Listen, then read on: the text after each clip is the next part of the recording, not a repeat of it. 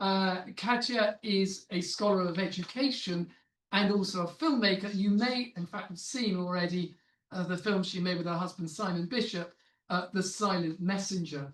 And Katja is also a member of the new Lay Dominican fraternity in Glasgow. Katja, thank you very much. Thank you. Thank you for the.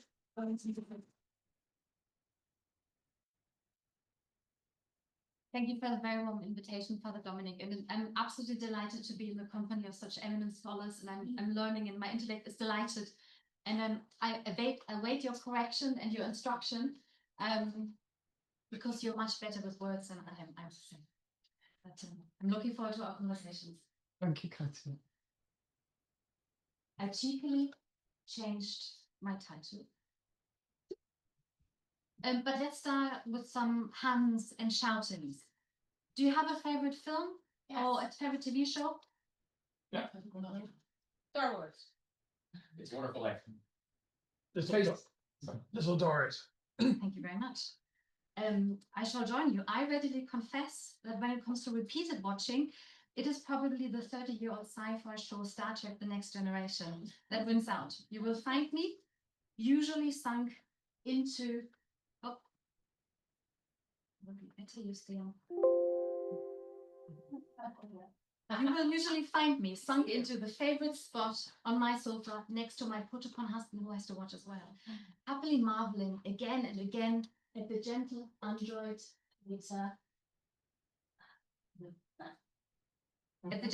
Data's latest attempts at becoming human, Captain Jean-Luc Picard's prudent negotiations with the Cardassians, enigmatic bartender Guinan's wise counsel preventing the chaos of alternative timelines, Worf's selfless Klingon courage and occasional hot-headedness when protecting his human friends in crisis situations, Chief Engineer Geordi's calm, problem-solving genius when the Enterprise has broken down again in a life and death moment, and of course, Dr. Beverly Crusher's commitment to heal the wounds of anybody, friends and foes, who end up in her sickbay. Despite the wonky sets and the outdated sci-fi tech, the big questions about human nature, morality, freedom, and friendship seem timeless to me. They are, of course, bad episodes, in fact, very bad ones.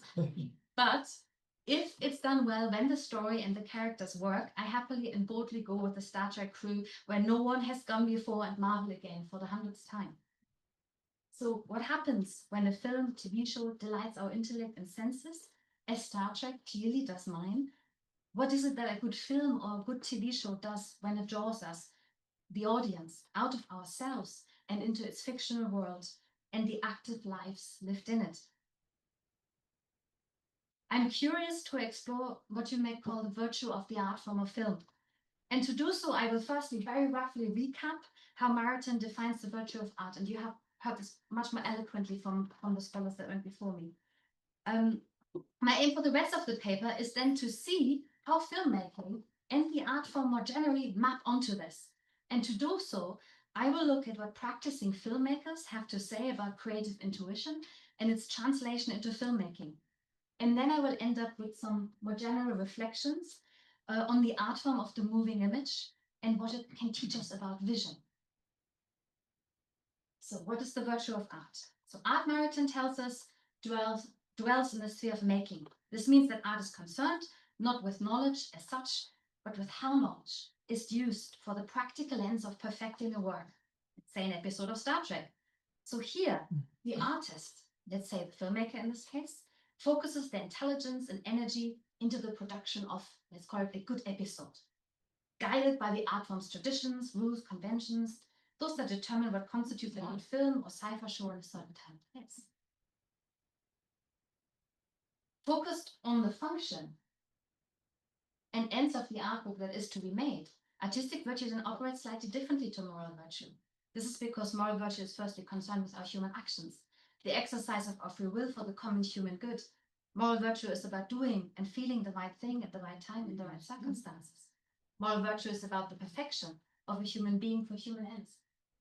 In seeming opposition, artistic virtue is about the perfection of a piece of work for ends determined by the cultural object itself.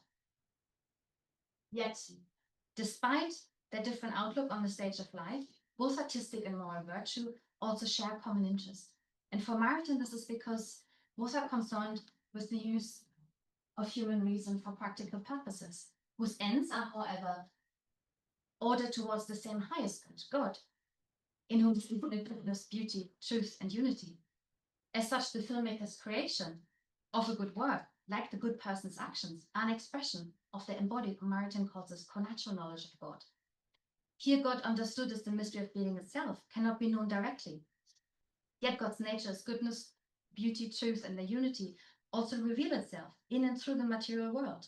For example, the artist works with and through beauty in the act of making, when focused on the good of the work to be made. In turn, the perfected artwork structure also gives account of this connatural knowledge of beauty in the reception experience. This means that beauty and by association, truth and goodness are then also indirectly encountered by the artwork's audience, when they delight through the intellect and senses and are moved to watch the well-constructed Star Trek episode, Picard's prudent actions, Guyan's wise counsel, Dr. Crusher's active caring. So, the virtue of art, Martin reminds us, is then not unlike moral virtue.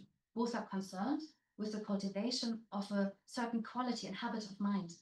This means that in the virtue of art, the artist must be able to translate between their intuition of what the work is going to be and the practical circumstances and possibilities of bringing these ideas to life in their historically and culturally specific art. Art is an intellectual virtue for Martin because beauty first enters the sphere of making in the artist's mind. Their poetic intuition. Here, creative or poetic intuition describes the artist's cultivated attention for the arrival of a beautiful idea, not as an abstract concept or fully formed knowledge as such of what's to be done, but as an intuitive sensing of an intellectual emotional form or impulse that catalyzes the production process.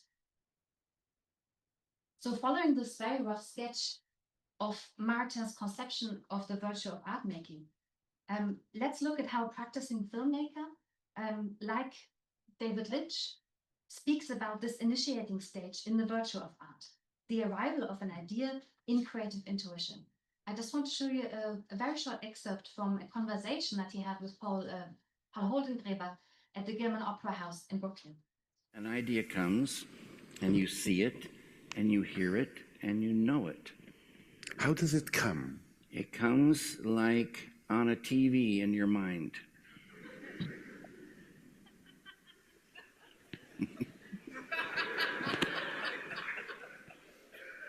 You know, there's a line I've always loved of Leonard Cohen. He said, if I knew where the good songs came from, I would go there more often. Absolutely.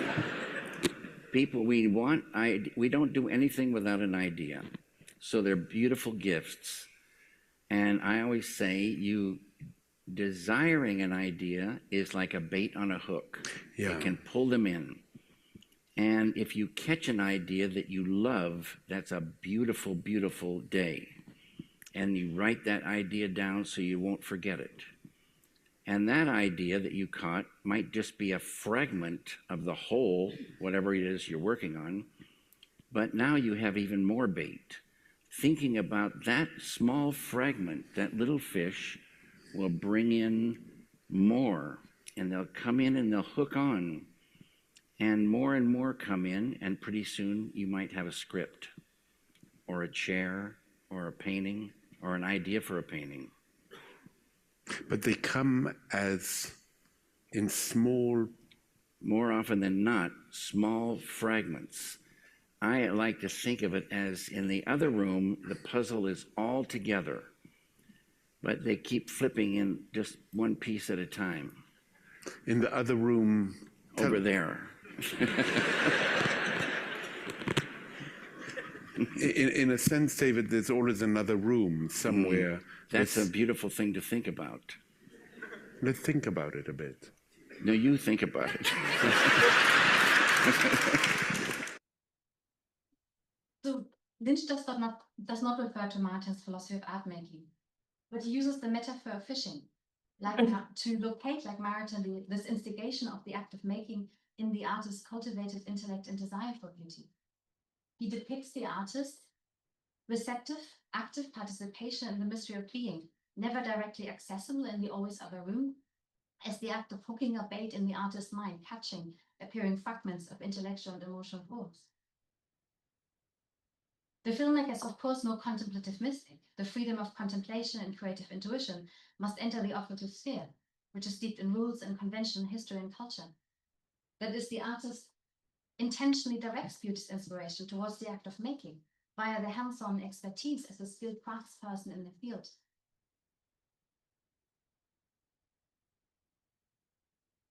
But how then does the filmmaker translate poetic intuition as the initiation into the virtue of art, into the realities of filmmaking? Let's go back to a sci-fi example. So a film I was involved in as performer and producer. You've seen the trailer for The Silent Messenger in the symposium program. The film is a rough summary about an asteroid marked with an alien symbol that appears in the solar system and causes humanity to have shared nightmares of an apocalypse. Dr. Lara Kemper, cognitive archaeologist, and her ex-husband William, an anthropologist, set out to unravel the symbol's mystery before it's too late. So these two shots, these are almost the two last shots in the film in Silent Messenger. And here you see me peering out of a forest at the watching audience from behind a mask. So long before the story and script of the film were conceived, our writer-director and general one-man crew, Simon Bishop, saw this image, like a TV on his mind, as David Lynch said. Only it was not really this exact final image, of course. He saw or sensed the image of a figure, a Neolithic hunter looking out of a forest, without knowing exactly how this image would find its way into the film's story or structure. I want to show you the last minute of the film so you get a sense of how this image was translated from Simon's creative intuition into these very final moments in the film. So as indicated, the translation of creative intuition into the process of making is directed by the filmmaker and their ability to make appropriate craft-related choices. There were certainly different versions of the film's ending. So first of all, Simon was never entirely happy with the deer. He felt it was too Disneyish. He was concerned that if it was too cute for the audience to identify with Lara and her hunt. So perhaps not quite unlike Marita, Simon was worried that if poetic intuition was not translated rightly into matter through a solid sense of craft, the final work might suffer from something like a bad romanticism. Here, perhaps in the sentimental Disney trope of facile depictions of humans' relationships to animals and nature.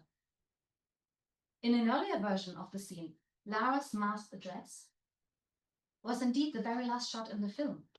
But unsatisfied with his focus on the lone human figure, Simon added Lara's sudden disappearance.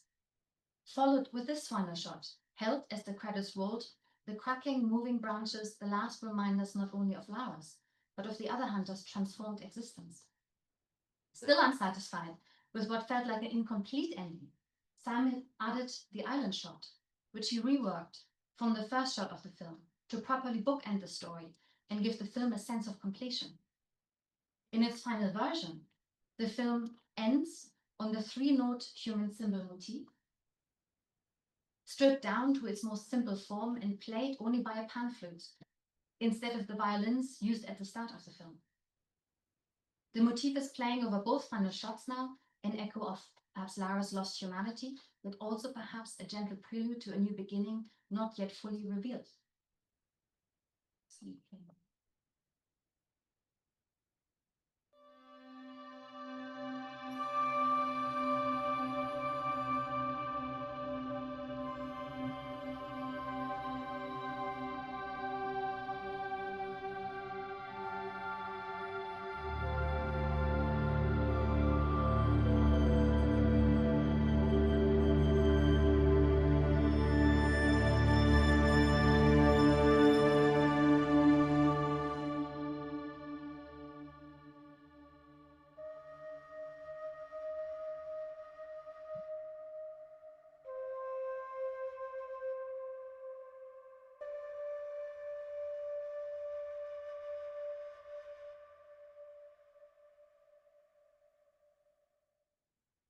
Simon's very last addition to the ending of the film was the shot of the flickering image of the human symbol following the musical motif in silence, aiming to end on the idea that we're all connected in our search for a humanity that also takes us beyond ourselves. There's some of Simon's early drawings of the human symbol that reappear throughout the film, to get a sense of the process of developing it. As Martin knows, it is the artist's connatural knowledge of beauty that ultimately constitutes the virtue of art. Here, the artist is able to discern the possibly manifold ways that beauty's intellectual emotional form may translate into a well-made piece of work, one that continues, expands, even subverts the rules and conventions of their art form. This movement of poetic intuition into the practical realities of art making, of course, varies.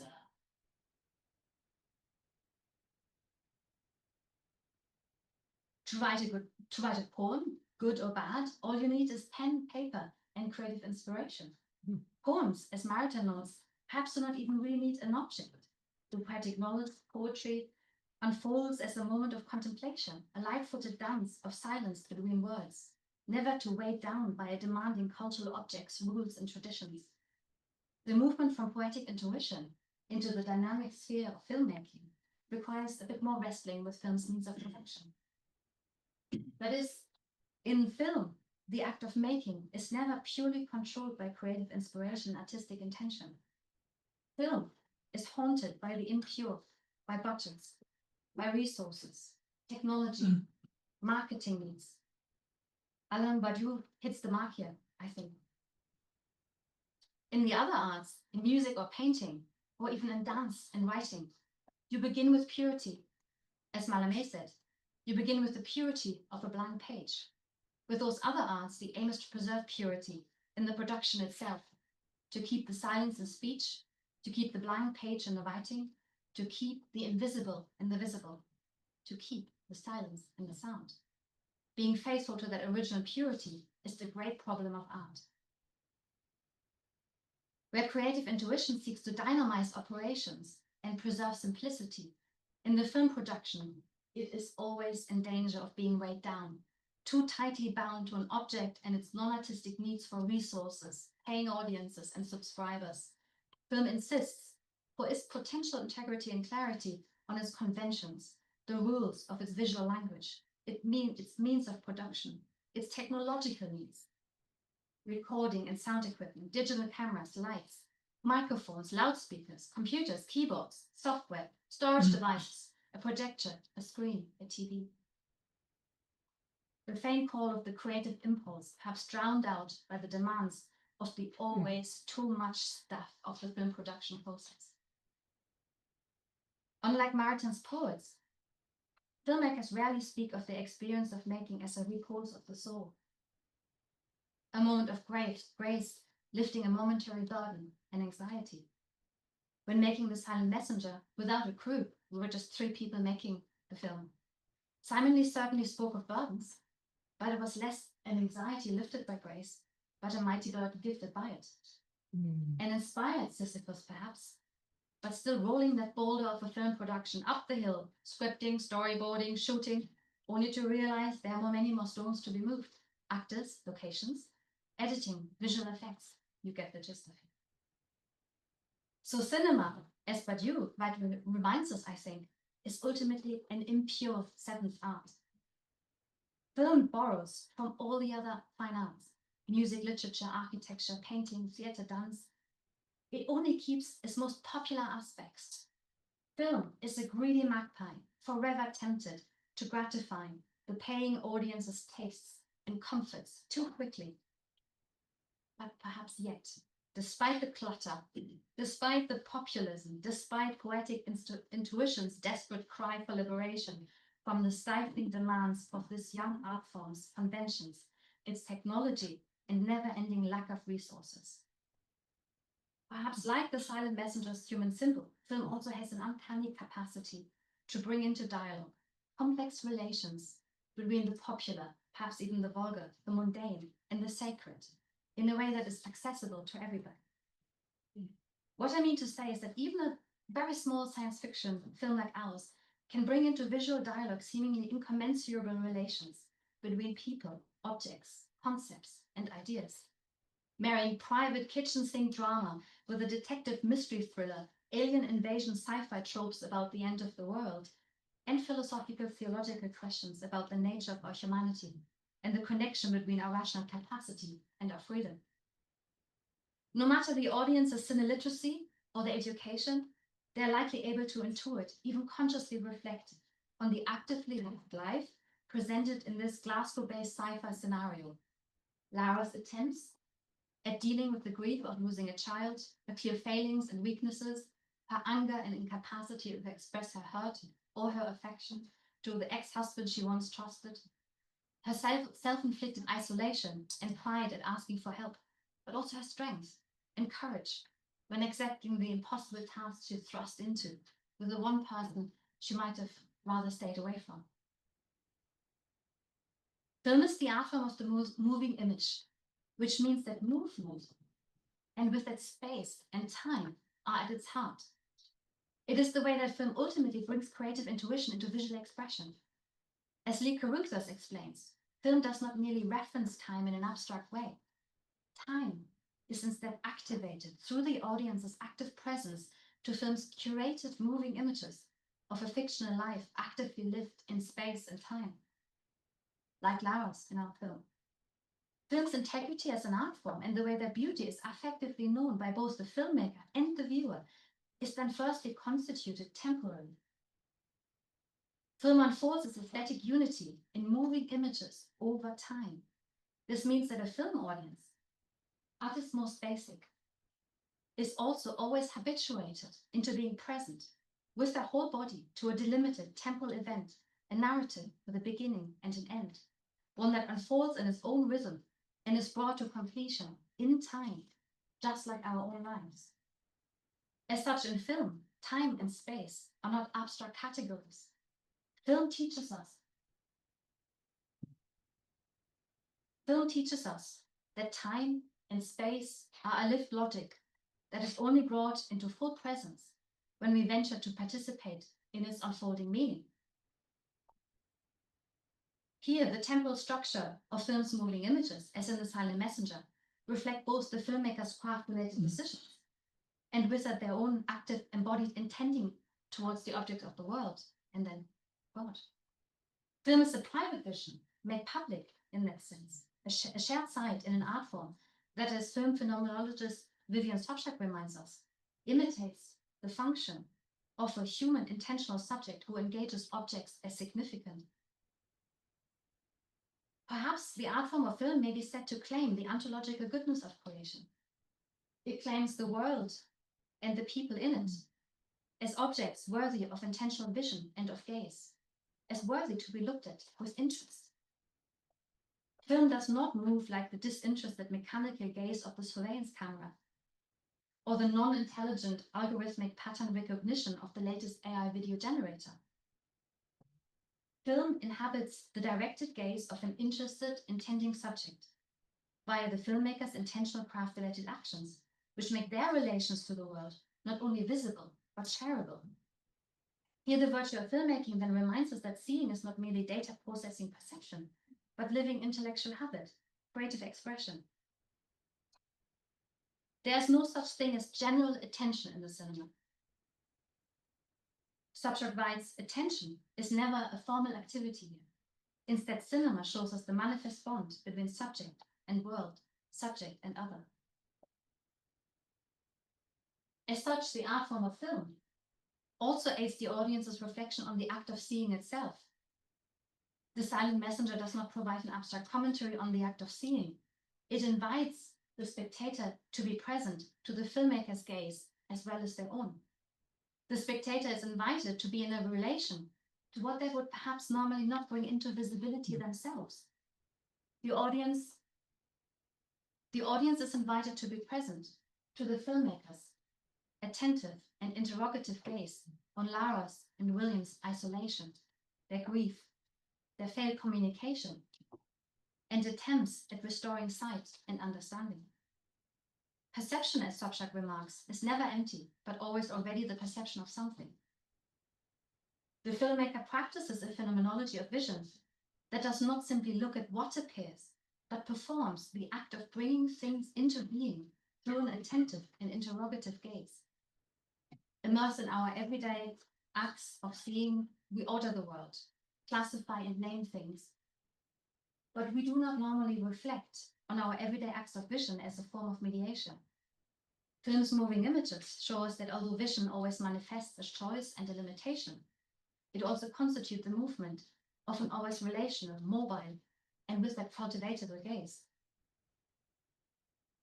In the audience's participation in the film's intentional project of sight, the viewer intentionally loses sight to host the filmmaker's vision as their own.